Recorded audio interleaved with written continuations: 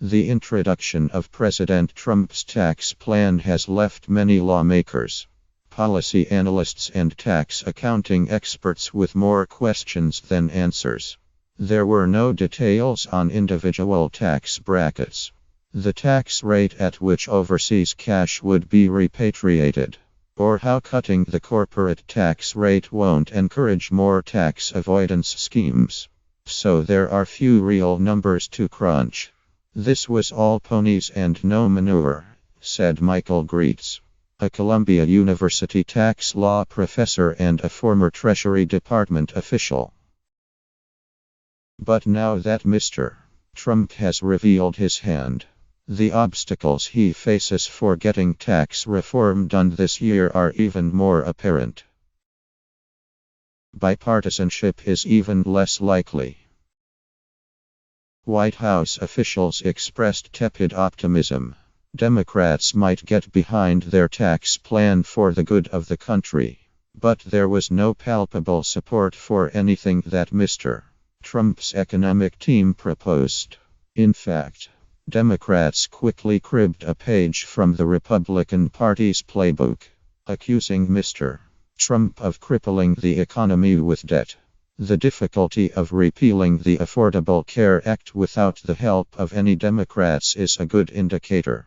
Tax reform will be at least as challenging. Republicans aren't unified. Technically, Republicans do not need Democrats to sign on to their plan if they are willing to use the Senate's budget reconciliation process to jam the legislation through Congress. But they will need their own party to be united. Some deficit hawks appear ready to shed their feathers in the name of cutting taxes, spurring economic growth, and giving Mr. Trump a victory. However, enough are likely to cling to their fiscal rectitude to cause a problem for the president. Lobbyists are back on the prowl. The White House killed the notion of the border adjustment tax by excluding it from its plan. A victory for retailers, oil companies, and other importers who have railed against the idea of taxing imports.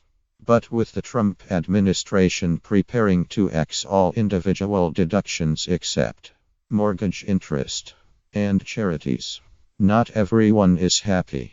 The National Association of Realtors has already expressed its displeasure with the doubling of the standard deduction, arguing that it waters down the tax benefits of owning a home. Other trade groups and special interests will find other parts of the tax plan to attack or support. Helping the rich, but the rest. As a candidate, President Trump suggested that rich people like him should actually pay more taxes. But nothing in his tax outline suggested that would be the case.